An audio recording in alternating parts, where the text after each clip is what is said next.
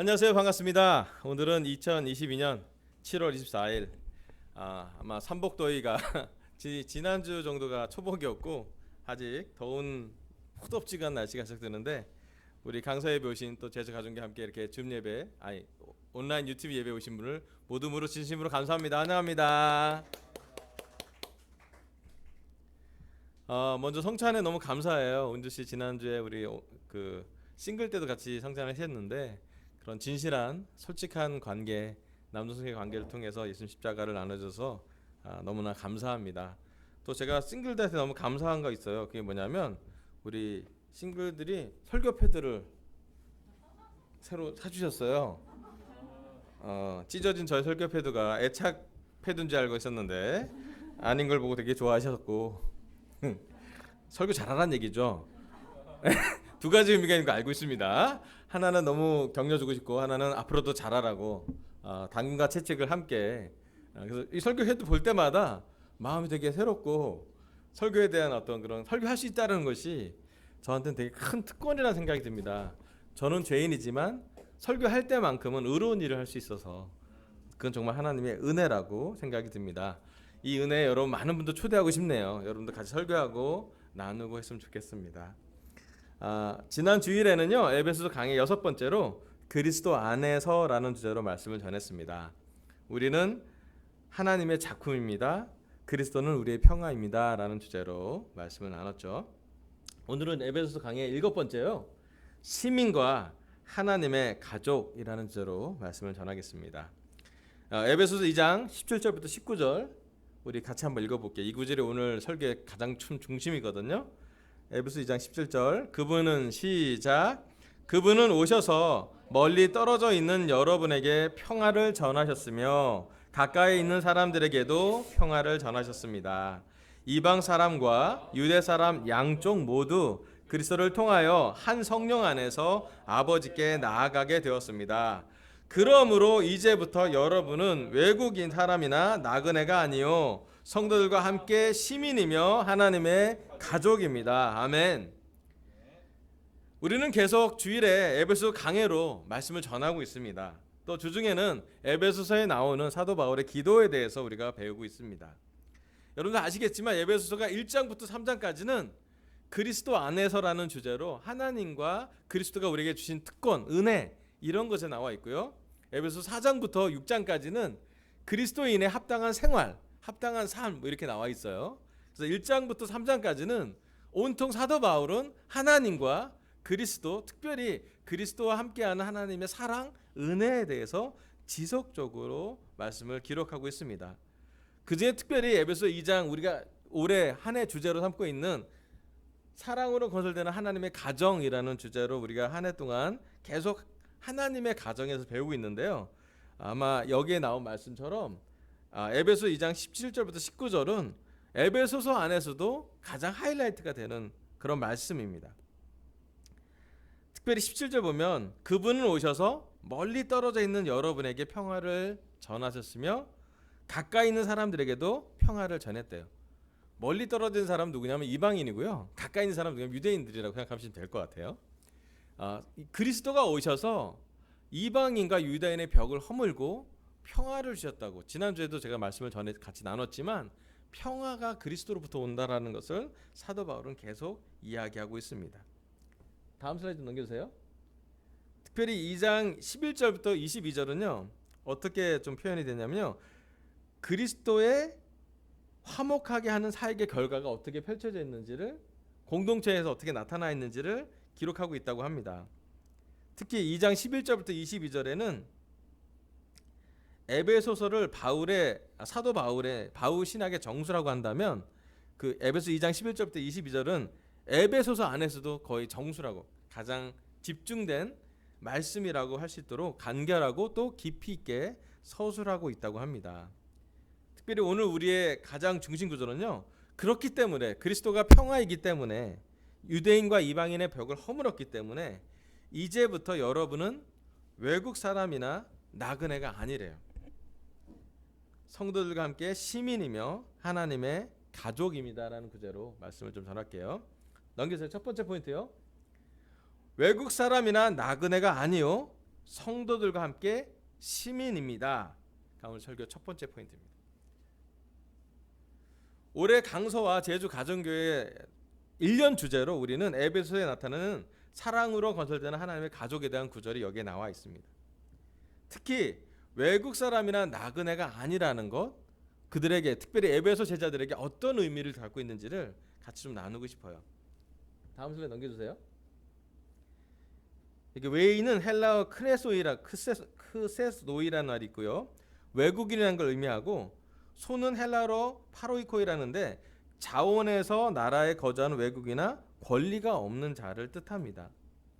즉 이 외국이나 나그네라는 뜻은 이방인의 유대인의 관계를 전제한 표현이기도 하고요.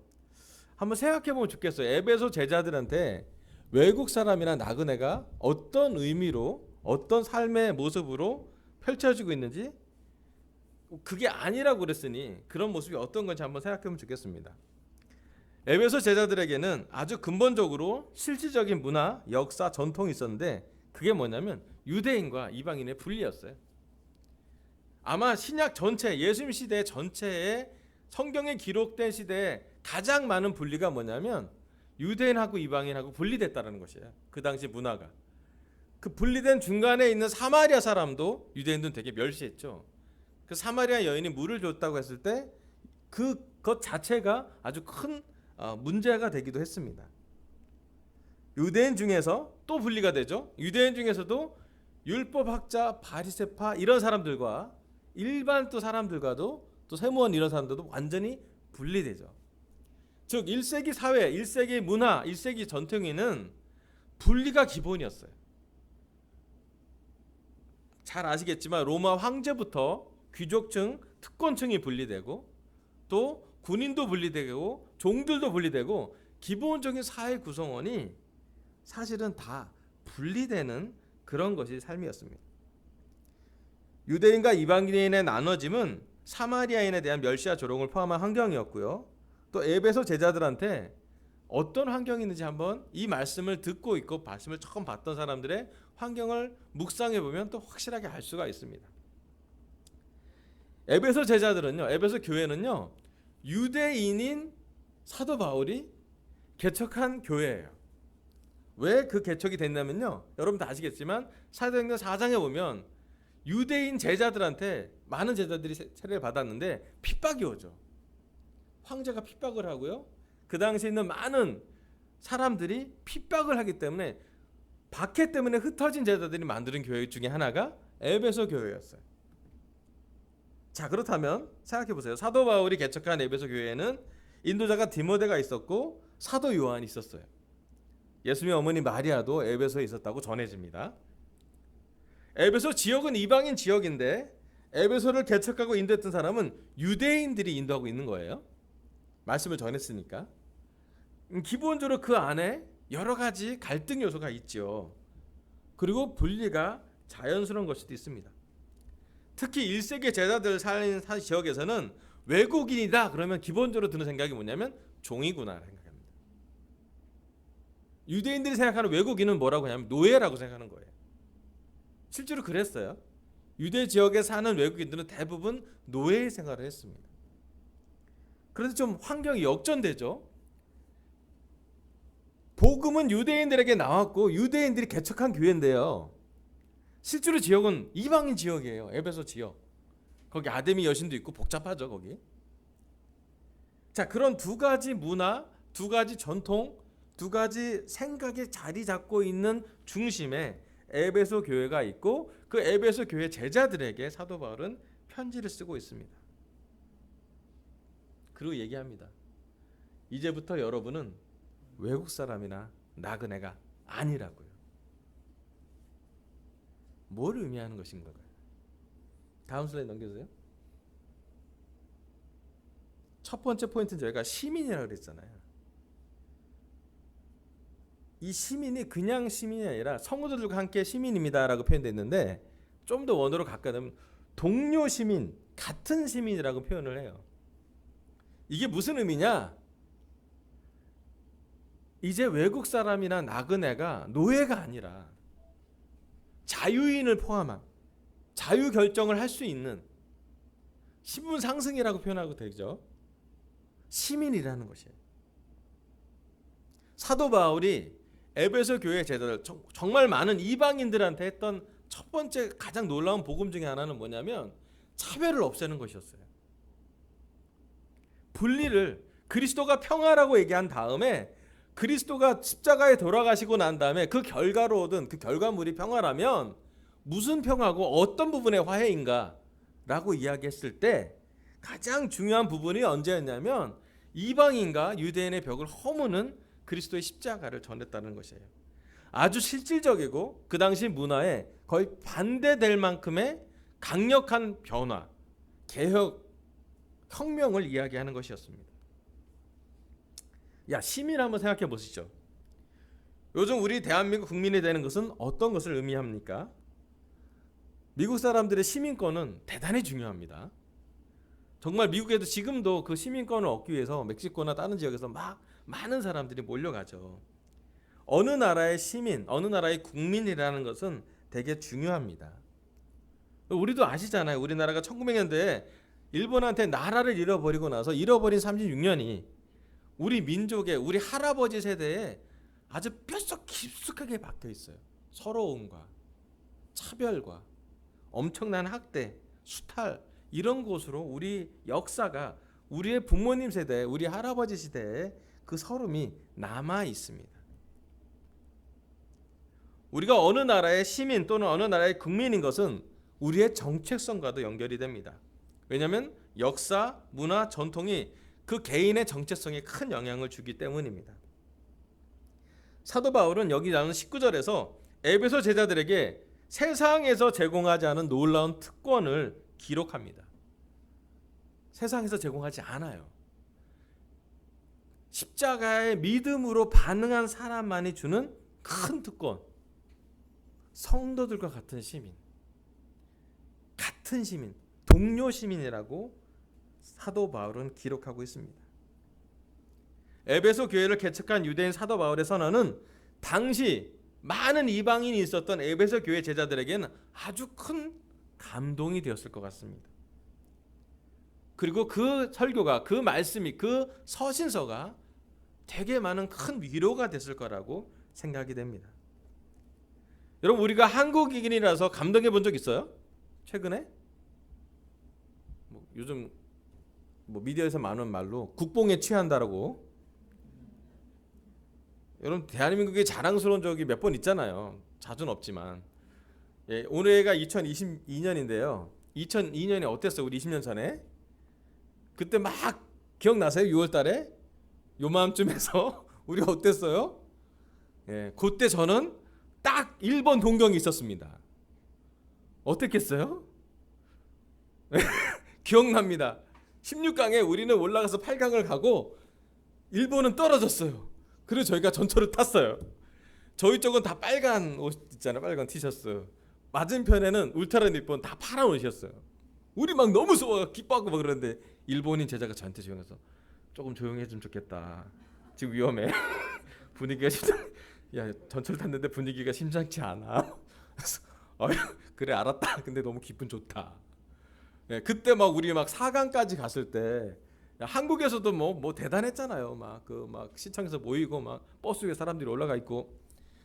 근데 일본에서도 막 알잖아요. 그 일본에 사는 한국 사람들의 서름은 뭐라고 표현해야 되나? 제일 교포들의 그 깊은 서름은 그때 많이 이렇게 눈물로, 기쁨으로, 함성으로 많이 해결이 됐던 것 같습니다. 저는 일본에서 외국인으로 살아봤어요. 어렵습니다. 말도 어렵고요, 문화도 어렵고요. 또 저희 아내는 호주에서도 한국인으로 살아봤고, 일본에서도 한국인으로 살아봤고, 한국에 있는데 가끔 외국인일 때가 좀 있어요. 저희 집은 다문화 가정입니다. 다문화가 있어요, 진짜. 다문화라니까요. 그런데 기본적으로 제가 느끼는 건 그 나라 국민이 아니면요, 외국인으로 산다라는 것은 차별을 전제합니다. 전 세계 대부분 나라가 그럴 것 같아요. 당연시 여겨지는 것이 자국민 위주로 보호합니다. 즉 모든 국가에는 아직도 차별이 존재합니다.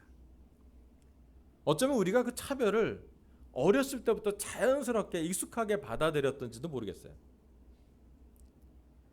자, 그럼 한국에는 차별이 없나? 있어요. 여러분, 한국에 있는 많은 중국 교포들, 또 동남아시아에서 일하시고 온 분들에 대해서 우리는 크고 작은 차별을 갖고 있습니다. 우리가 못 느낄 수 있지만 그들은 깊은 의미가 있을 수 있죠. 자, 그럼 한국 사람들끼리는 차별이 없나요? 아니요, 차별이 있습니다.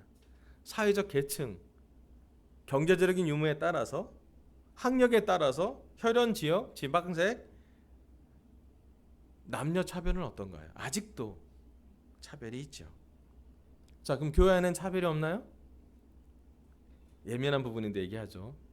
요즘 우리 교회에서 제가 많이 느껴지는 것 중에 하나가 성직자와 성도들의 약간 구분된 느낌, 인도자와 성도들의 약간 구분된 느낌이 있구나라는 걸 많이 인식하게 됐어요. 옛날에 그게 없어서 너무 좋아서 제자가 됐는데 어느 시간 지나면서 구분이 좀 된 듯한 느낌이 저로 하여금 되게 불편한, 이건 좀 아니다라는 생각이 저는 많이 듭니다. 사도 바울이 우리 교회 오면 그 얘기 할 것 같아요. 적어도 교회 안에서는, 적어도 제자라면 우리는 외국인이나 나그네처럼 사는 것이 아니라 첫 번째는 동료 시민이라고요. 같은 믿음, 같은 마음을 갖고 같은 법적 권한을 누릴 수 있는, 좀 이따는 가족이 나올 건데요. 지금은 시민이 나오잖아요. 자, 시민이 먼저 나온 이유는 법적인 행정적인 권한이 있기 때문이에요. 가족은 좀 더 관계적인 측면에서 하나님의 가족이고요. 첫 번째로는 우리가 갖고 있는 정체성, 소속은 어디냐면 에베소 지역에 있는 에베소 시민이 아니라 하늘나라를 기본적으로 바라보고 그리스도를 믿음으로 십자가로 반응했던, 침례, 세례를 받았던 하늘나라의 시민. 그것도 종이나 노예가 아니라 시민으로서 자유롭게 참여할 수 있는 평등한, 차별이 존재하지 않는 그런 곳으로 사도 바울은 말씀을 전하고 있습니다. 여러분, 제가 이 말씀을 보고 우리가 이 말씀에 좀 깊이 묵상해보고 반응해봤으면 좋겠어요. 혹시 우리 안에는 차별이 있지 않나? 우리 교회 안에 있는 차별이 있다면 차별을 좀 철폐할 수 있도록, 이겨낼 수 있도록, 극복할 수 있도록 서로 도와야 되지 않나? 전 세계 교회에는 지금 형제 자매, 특별히 자매들의 역할에 대해서 작년에 3년 동안 논문이 계속 제출되고 있어요. 교회 안에 교사들이 그 논문을 계속 논문집을 발표하고 있어요. 우리도 올해 2월과 3월에 저희가 말씀을 전했지만요, 형제의 역할 중에서 자매들이 할 수 있는 역할을 좀 더 늘리는 방향으로, 좀 더 상하 구조가 됐던 것이 수평 구조가 될 수 있도록 여성들의 역할에 대해서 계속적으로 성경적으로 다시 확인해보고 성경에서 어떻게 했는지 더 알아보고 성경과 더 일치할 수 있도록, 즉 차별을 좀 줄일 수 있도록 노력하고 있습니다. 또 많은 교회가 지금 인종에 대한 부분도, 특별히 작년에 흑인 장로님들이 많이 안수받았어요. 이유가 뭘까요? 거기에 대한 존경을 교회에서 먼저 선행적으로 하는 것이에요. 자, 교회에서 그렇게 많이 차별과 싸우고 있다면 우리도 강서교회 안에서도, 제주교회 안에서도, 또 한국그리스도교회 안에서도 크고 작은 차별이 보인다면 우리가 함께 이 말씀을 갖고 외국 사람이나 나그네가 아니라고, 우리는 동료 시민이라고 얘기하면서 우리 스스로를, 또 우리가 좀 버려야 할 부분, 우리 세상에서 나왔던 많은 문화나 전통에서 조금은 탈피해야 될 부분이 있다면 과감하게 함께 동료 시민, 동료 형제 자매로서 마음을 같이 했으면 좋겠습니다. 에베소 지역에 사는 제자들은 국가와 문화와 전통을 초월한 하나님 나라의 시민인 것에 대해서 더 크게 인식했어요. 그리고 그것을 자랑스럽게 생각했습니다. 자, 그럼 하늘나라의 시민이면 이 세상에서 특권이 더 많아졌나? 어쩌면 그러지 않았던 것 같아요. 핍박도 많았고요. 경제적인 것부터 시작해서 여러 가지 많은 관계적인 요소에 어려움이 훨씬 많았습니다.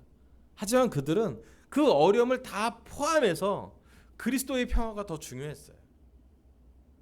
그리스도의 십자가가 그들의 마음에 중심에 그들의 삶에 지금 직면하고 있는 핍박과 박해를 이겨낼 정도로 아주 큰 복음으로 자리 잡고 있었습니다. 오늘 우리 강서 또 제주 가정교회 제자들도 물론 우리가 한국인이라는 정체성도 중요하지만 더 중요한 정체성 중에 하나가 뭐냐면 우리는 하늘의 시민권을 갖고 있는 동료 시민이라는 것이에요. 여러분 천국에서 다 만날 거예요. 또 천국 가면 다 교제할 겁니다. 우리의 눈을 지금 이 땅에서뿐만 아니라 저기 영원한 데과 같이 사도 바울이 생각하는 이 세상의 전통과 문화를 좀 초월한 차별을 좀 초월할 수 있도록 그리스도의 평화, 그리스도의 십자가, 그리스도의 복음을 같이 한번 묵상해 봤으면 좋겠습니다. 우리는 외국 사람이나 나그네가 아닙니다. 우리는 성도들과 함께 시민입니다. 아멘. 네, 두 번째 말씀 넘겨드릴게요. 19절 다시 한번 읽어볼게요. 그러므로 이제부터 여러분은 외국 사람이나 나그네가 아니요 성도들과 함께 시민이며 하나님의 가족입니다. 아멘. 여기 올해 우리가 추구하는 주제예요. 사랑으로 건설되는 하나님의 가정이에요. 여기 보면 오이케이오스가 집 가족에 속하는 가족의 하나님의 가정에 속하는 이라는 의미를 지닌다고 합니다. 여기서 이방인들이 더 이상 나그네가 아니라 하나님의 집, 즉 가족 공동체의 완전한 교제를 받아들인 가족 구성 의미를 확신하고 있습니다. 자, 오늘 설교 두 번째 포인트는요. 우리는 하나님의 가족입니다. 사도 바울은 에베소 교회 제자들에게 또 하나의 정체성을 주는데 그것은 가족입니다. 먼저 시민이라는 정체성은 법적인 또는 행정적인 아주 중요한 정체성이죠. 시민이라는 어떤 그런 가정 소속감, 우리나라는 대한민국인처럼 그런 법적인 권리, 그런 의무 여러 가지 포함하는 정체성이 하나라면요. 또 하나의 정체성은 뭐냐면 사도 바울이 전한 에베소 교회 제자 정체성은 가족입니다. 이 가족의 정체성은 되게 크죠. 왜냐하면 우리가 어떤 가정에서 자랐는지가 우리는 큰 영향을 개인에게 아주 큰 영향이잖아요. 그렇습니다. 우리 제자들도 그렇잖아요. 우리가 어느 가정에서 자랐는지, 지방에서 자랐는지, 서울에서 자랐는지, 지방 언어를 사투리를 쓰는 가정에서 자랐는지, 아니면 서울에서 자랐는지, 여러 가지. 그리고 우리는 가정에 영향을 주고 받죠. 특히 어릴 때부터는 더 큰 영향을 받습니다. 우리는 어떤 가정에서 자랐는지, 또 하나님의 가정이 되고 우리가 꿈꾸는 하나님의 가정은 어떤 것인지, 우리 삶에 가정이라는 부분은 되게 큰 것 같아요.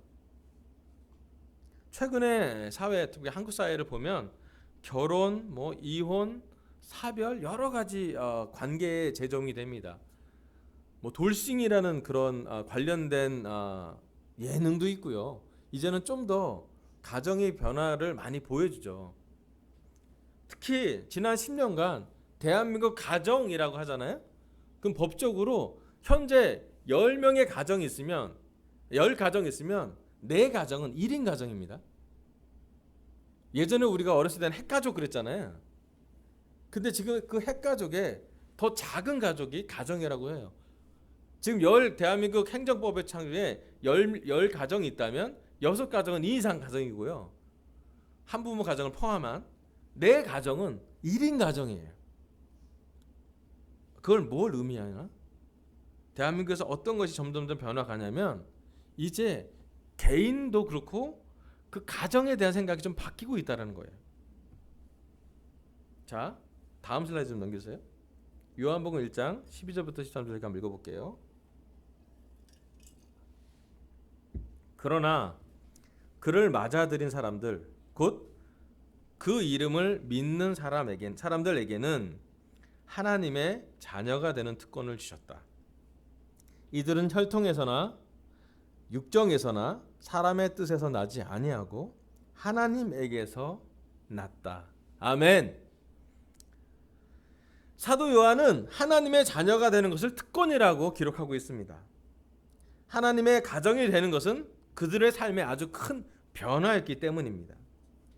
하나님의 가정, 하나님의 자녀, 예수의 제자로 사는 것은 1세기 당시에는 엄청난 대가를 지불하는 선택이었습니다. 특히 유대 지역, 예루살렘 지역에서 제자가 된다는 것은 내가 예수님이 나의 주님이라고 고백하는 시간, 그 시간은 그 선언으로 인해서 그들은 경제권을 상실했습니다. 그 공동체, 사회 일반에서 추방당했고요. 점점점 그래서 이방인의 나라로 가게 되죠. 여러분, 에베소 지역에 또 나중에 보지만 터키 지역에 지금도 유명한 많은 쿰들이 있어요. 동굴로 된 제자들의 뭐 공동 주거지라고 할 수도 있고 또 묘지라고 볼 수 있는 것이에요. 왜 사람들이 믿음을 가진 1세기 제자들이 하나님의 가족이 된다는 것은 문자 그대로 그들의 육체적인 가족보다 더 중요한 정체성이 되기도 합니다. 여러분 아시잖아요. 많은 박해 때문에 우리 흩어졌고 하나님의 가족을 지키려고 그들은 최선을 다했어요. 하나님의 가정을 이루기 위해 그들은 유대인으로서의 예루살렘 삶을 포기해야만 했습니다. 그리고 어쩌면 철저히 그들의 권리를 내려놓고 그들의 문제를, 핍박을 받아들이고 그 나머지 생활을 하는 그 삶을 선택합니다. 생각해 봤어요. 왜 그랬을까요? 도대체 하나님의 가정이 되는 것이 얼마나 놀라운 특권이기에 그 당시 사회에서 벌어질 수 있는 많은 성공, 많은 자긍심, 많은 당연시 여기는 특권을 내려놓을 수 있었을까? 사도 바울은 이야기하잖아요. 내가 이 세상에서 얻는 특권들을 오물로 여긴다고. 나는 그리스도로 얻는, 그리스도와 함께하는 고난이 나에겐 특권이라고 사도 바울은 표현합니다. 와, 하나님을 아버지로 모신다는 것, 예수 그리스도의 피에 반응해서 제자가 된다는 것, 그들은 그것을 왜 세상적인 핍박을 뒤덮고 받으면서 그것을 기쁘게 받았을까요? 첫 번째로는요, 그들은 이 세상이 아니라 하늘나라를 꿈꿨습니다. 이 세상에 있지만 영원한 것을 꿈꾸는 사람들이었어요. 영원한 안식, 영원한 평화, 영원한 사랑, 영원한 믿음을 그들은 꿈꿨습니다. 이 땅에서 지나가는 믿음이 아니라 영원한 것을 생각했어요. 두 번째, 그들은 죄의 대물림을 끊으려고 했습니다. 여러분, 우리가 가정을 살다 보면 관성의 법칙이 좀 작용해요. 어떤 법칙인가요? 우리 화내는 아버지 너무 싫어하잖아요. 너무 상처 있잖아요. 아버님의 그 분노. 근데 좀 시간 지나봐요. 제가 올해 51살인데 제 안에 그런 DNA가 있음을 발견합니다. 나도 모르게 화가 나요. 이제 제가 알아요. 알게 됐어요. 왜 아버지가 제 나이 때 화가 많으셨는지. 제가 그 화가 있더라고요. 뭔가 이렇게 DNA 안에 그게 돌아다녀요. 이렇게 뭔가 피 안에 있는 것 같아요. 제가 인식하지 않잖아요. 금방 죄져요. 제 안에 음란함과 뭐 위선과 체면을 다 포장한 가면을, 그 당시에 저희 부모님들은 그게 그런지도 모르겠지만 저희 안에는, 제 안에 크고 작은 가정에서 오는 대물림이 있습니다. 우리 어머니 늘 얘기하잖아요. 아유 박씨들.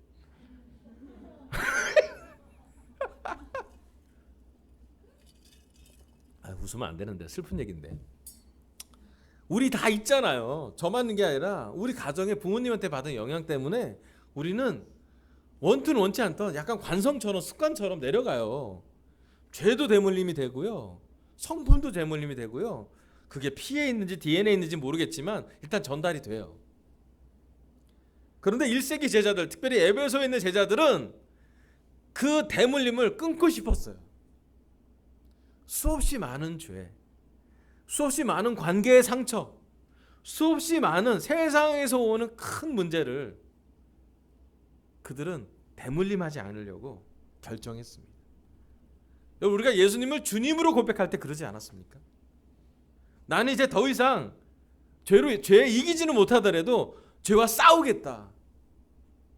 나는 이제 더 이상 사랑을 표현하지 못하는 그런 사람이 아니라 사랑하려고 하고 자기 부인을 해서라도 하나님의 가정을 만들어가고 꿈꾸겠다. 여러분 1세기 제자들은 그러한 결정이 있었습니다. 영원한 걸 꿈꿨고 어떤 것은 끊어야 된다는 확신을 가졌습니다. 여러분 하나님의 가정이라는 것을 그들이 선택하면서 그들이 가졌던 대가들에 그들은 아까워하지 않았습니다. 오히려 그들이 어떻게 반응했냐면 그럼에도 불구하고 그리스도의 사랑이 더 크다고요. 너무 많은 사랑인데 내가 지불하는 건 아주 작은 대가라고 생각을 했어요. 그리스도의 사랑은 영원하지만 내가 갖고 있는 고난은 찰나라고, 임시적인 거라고 그들은 이야기하고 있습니다. 지금 우리한테 한번 적용해 볼게요. 우리도 하나님의 가족, 하나님의 가정을 선택했습니다. 우리가 세례를 받았기 때문에 우리도 받았던 여러 가지 대가들이 있었어요. 한 30년 전에는 유학 가는 것도 포기한 사람도 있었고요. 공무원 생활을 5년만 더 하면 연금을 받을 수 있었는데 놓은 자매도 있습니다. 대가를 내려놓은 사람들이 많아요. 많은 사람들이 승진하려면 야근해야 되는데 전도하느라고 야근 못 하신 분도 많이 계세요. 뿐만 아니라 우리 많은 싱글들은 그 많은 혼자처나 그 많은 좋은 관계를 내려놓은 사람도 많습니다. 대가가 있었어요. 특히 최근에는 교회의 어려운 상황 때문에 하나님의 가족으로 사는 것이 도전이 될 수도 있는 것 같습니다. 과거를 돌아볼 때 또 현재 우리가 치러야 할 대가는 또 다른 대가인 것 같아요. 하지만 오늘 한 가지를 좀 분명히 했으면 좋겠습니다. 오늘 우리는 하나님의 가정, 특별히 사랑으로 건설되는 하나님의 가정을 이루기 위해서 우리가 결정을 해야 돼요. 첫 번째는 우리도 영원한 걸 바라봤으면 좋겠습니다. 지금 거 잠깐이에요. 지나간답니다. 세상에서도 명언 있잖아요. 이 또한 지나가리라 써 있잖아요. 네, 잠깐인 것은 임시적인 것이에요. 영원한 것을 꿈꿨으면 좋겠습니다. 두 번째는요, 제발 우리 세대에서 대물림하지 않을 걸 끊어냈으면 좋겠습니다. 저는 이 마음이 되게 커요. 적어도 우리 아이들에게, 결혼부한테 얘기합니다. 우리 아이들에게 우리 죄에 대한 대물림 주지 않았으면 좋겠어요. 우리 사랑보다 그리스도의 사랑이 훨씬 더 큰 것을 그들이 알았으면 좋겠어요. 저희 기도예요. 우리 주일학교 애들에 대해서, 우리 프리틴들, 우리 틴들에 대한 기도가 뭐냐면 부모들의 마음에서부터 하나님의 사랑을 조금 더 큰 하나님의 사랑을 알아갈 수 있도록, 그들이 세상의 거친 그런 파도를 경험할 때 그들을 사랑하고 있는 하나님을 그들의 부모들을 통해서 또 이 교회를 통해서 느낄 수 있도록, 적어도 우리에 대해 주의 대물림은 마쳤으면 좋겠어요. 하나님 우리 가정을 돌보시고 우리 아이들이 믿음으로 하나님과 관계를 통해서 세상을 살게 되면 어쩌면 그것이 우리가 꿈꾸는 사랑으로 건설된 하나님의 가정이 될 것 같아요. 여러분, 우리의 소원은 통일이라는 노래가 있습니다. 전 세계에서 거의 유일하게 남한과 북한으로 갈라진 역사는 저희는 살고 있어요. 그 안에는 많은 서름과 많은 관계의 상처가 있고, 아시잖아요. 이산 가족은 지금도 살아계실 날이 얼마 되지 않은 분들이 여전히 북한을 그리워하고 있고 남한을 그리워하고 있을 것 같습니다. 꿈꿔봐요. 통일이 되면 어떨까? 어떻게 하는 게 통일이 될까? 한 가지 확실한 것은 가족으로 볼 때 통일이 필요한 것이에요. 정치로 볼 때 통일이 필요한지 모르겠어요. 경제로 볼 때 통일이 필요한지 잘 모르겠습니다. 대가가 크잖아요. 하지만 가족으로 보면 어때요? 우리 모두에게 얘기합니다. 한국 사람 모두는 가족으로 본다면, 가정으로 본다면 통일된 것이 마땅한 것이에요.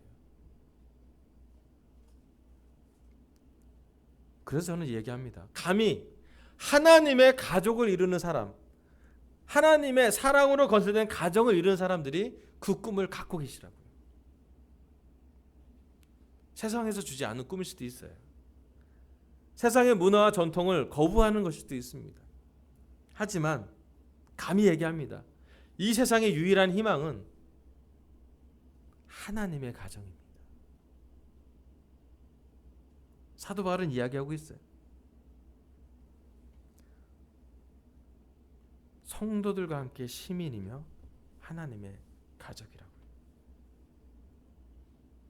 사도 바울은 하나님의 가족이 꿈이었고, 하나님의 가정이 희망이었고, 하나님의 가정이 비전이었고, 하나님의 가정을 남기는 것이 세상에서 많은 성공보다, 찰나적인 임시적인 성공과 고난보다 하나님의 가정을 남기는 것이 가장 그의 삶의 중요한 사명이었습니다. 그래서 그는 감옥에서 글을 썼고, 그래서 그 감옥에서 쓴 글은 지금까지 2000년이 넘은 지금까지 거의 지구 반대편인 저희가 읽고 반응하는 것입니다. 그 글에는 성령님이 있고, 그 글에는 하나님이 계시고, 그 글에는 그리스도가 함께 있기 때문입니다. 어떻게 가정을 이루기 원하는지 에베소서를 읽어보세요. 나와요. 4장부터 6장까지 보면 어떤 가정을 이루라고. 특히 이제부터 우리는 외국 사람이나 나그네가 아니라 성도들과 함께 시민이며 하나님의 가족입니다. 오늘 우리가 하나님의 가족을 이루는 것이 하나님 보시기에 정말 중요해요. 그리스도가 보기에는 부족하지만, 죄인이지만 우리가 희망이에요. 왜냐하면 죄인이지만 회개할 수 있는 희망이 우리한테 아직 남아있기 때문이에요. 저는 감히 얘기합니다. 교회가 어렵지만 회개하는 죄인들만 모여졌으면 좋겠어요. 죄인들의 모임일 거예요. 또 죄가 있을 거예요. 하지만 인도자의 죄든 아니면 멤버들의 죄든 누구의 죄든 그리스도의 피 안에서 우리가 하나님의 가정을 이루라고, 그 가정을 이루는데 최선을 다했으면 좋겠습니다. 그리고 그리스도의 평화가, 그리스도의 십자가가 하나님의 능력이라면 능히 이런 일을 계속 해 나갈 수 있을 것이에요. 사도 바울의 편지는 감옥 안에 있지만 않고 에베소 제자들에게 전달이 됐습니다. 에베소 제자들한테만 전달이 되는 것이 아니라 2000년이 지난 지금 대한민국의 강서교회, 제주 가정교회에도 이 말씀으로 전달되어 가고 있습니다. 여러분, 현재 우리의 믿음은 어떻게 전달이 될까요? 현재 우리가 갖고 있는 선택은 그 다음 선택에 어떠한 영향을 주게 될 것일까요? 우리는 하나님의 가족입니다. 하나님이 가족이 된다는 건 핍박도 포함되는 것이지만 특권이 있다라는 것, 특히 사도 요한과 사도 바울이 기록했던 특권, 하나님의 가정이 된다는 특권을 깊이 묵상해 보길 바라면서 그 마음을 간직했으면 좋겠습니다. 오늘 설교 마지막 슬라이드 넘겨주세요. 오늘 하나님 저희 입술을 통해서 에베소 강의 7번째로 시민과 하나님의 가족에 대해서 말씀을 전하게 하셨습니다. 첫 번째, 외국 사람이나 나그네가 아니요 성도들과 함께 시민입니다. 우리는 성도들과 함께 하늘나라의 동료 시민이라는 것을 깊이 묵상했으면 좋겠습니다. 두 번째, 우리는 하나님의 가족입니다. 하나님의 가족이 된다는 특권을 깊이 묵상하길 바라면서 설교를 마치겠습니다. 감사합니다.